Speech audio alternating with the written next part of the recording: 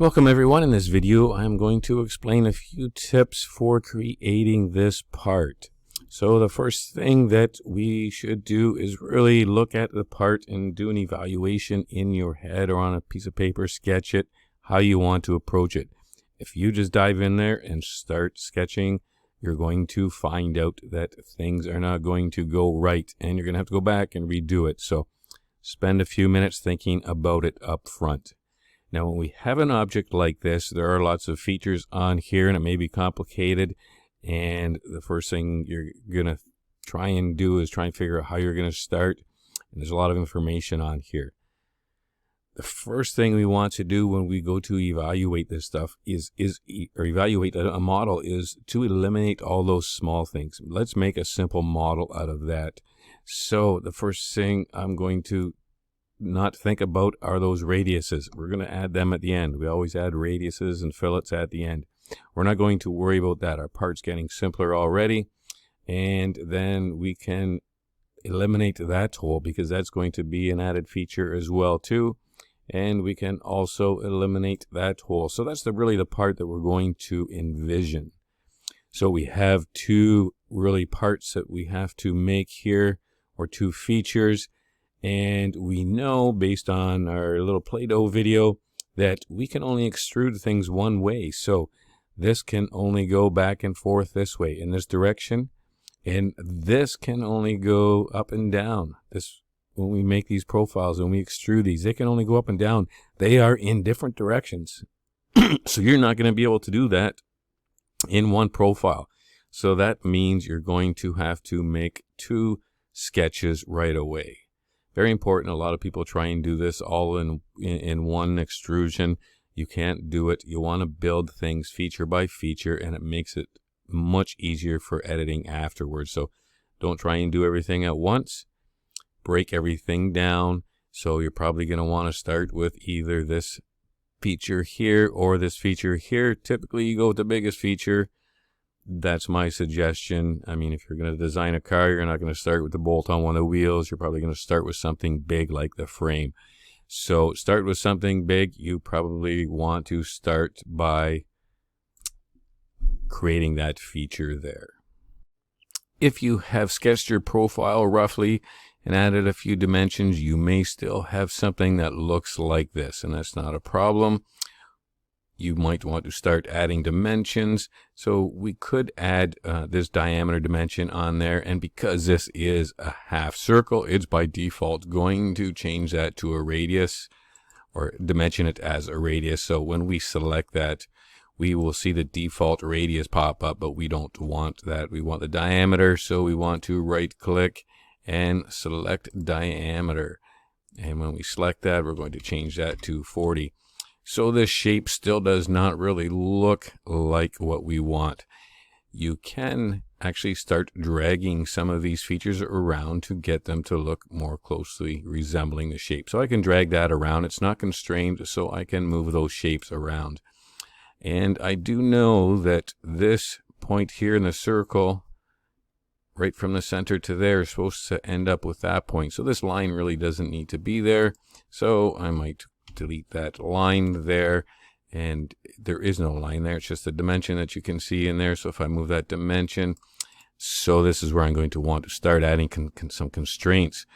So I really want this point on this point here. So if I select my coincident constraint, I can put that on there, and that shifts it over. It looks like it's looking a little better.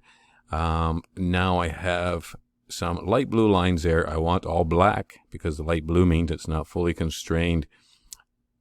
I can start dragging these quickly to see where the degrees of freedom or where the movement is. So when I'm moving this around, I know that's not supposed to be changing, so I'm going to have to fix that possibly somehow. I can move this circle, but when I move this circle, I can see that this is not ending up at this point here. So what we would have to do would be to add another constraint on there. So really we want the center of this in line with this. If we look at our drawing, we want these two in line. So that would be using our vertical constraint. So I can drag that a little bit closer, use my vertical constraint, and I'm going to select this center. I want it in line vertically with this line here.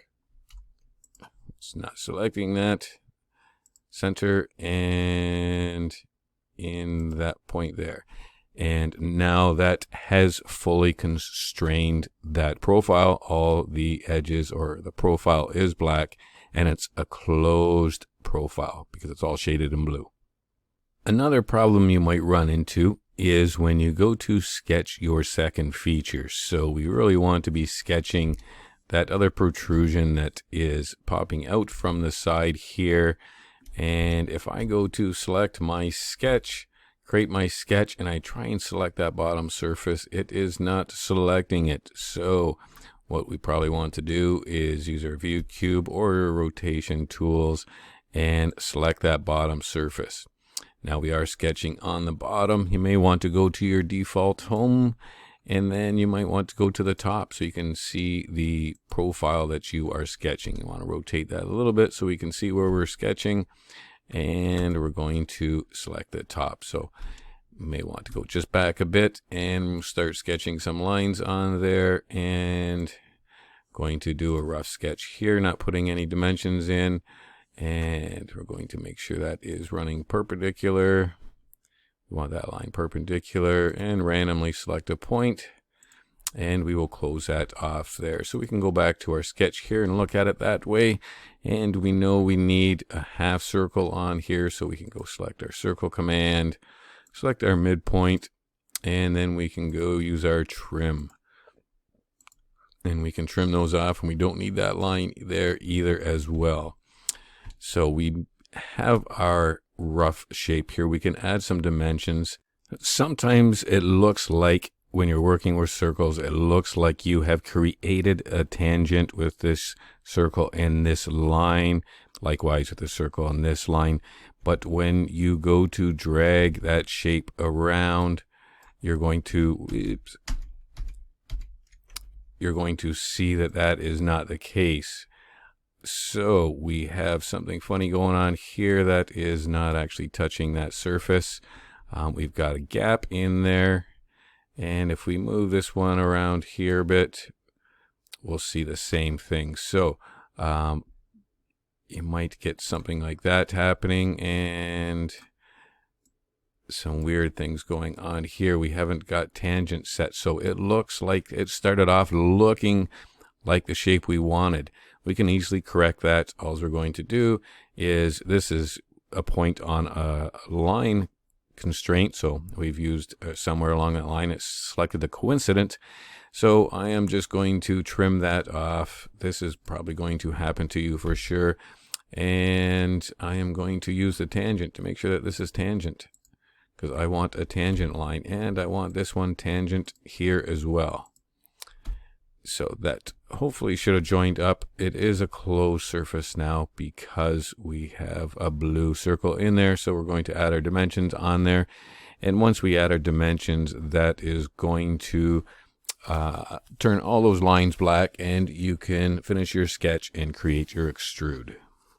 Now, one of the dimensions you may have difficulty is when you're putting the dimension from this surface to that edge, it is supposed to be 40. So if I select my dimension command, I'm going to select that edge, and I'm going to select this circle, and it selects the center. That's not what we want. We have to use the dimensions as they are specified. We can't put that one. We want to use design intent. So we're going to select that dimension again, and then when we can go right click on here, and we can select circle arc tangent. So as opposed to the center, arc tangent. So remember, right clicking always helps significantly, and now that's going to put that dimension where we want. So remember, right click, that always brings up a dialog box that gives you additional options, so we can add the rest of the dimensions on there. I think that was a radius of 20. It's a half circle, so defaults to that. So that's looking like our shape. All black lines fully constrained. Now we can use our extrude.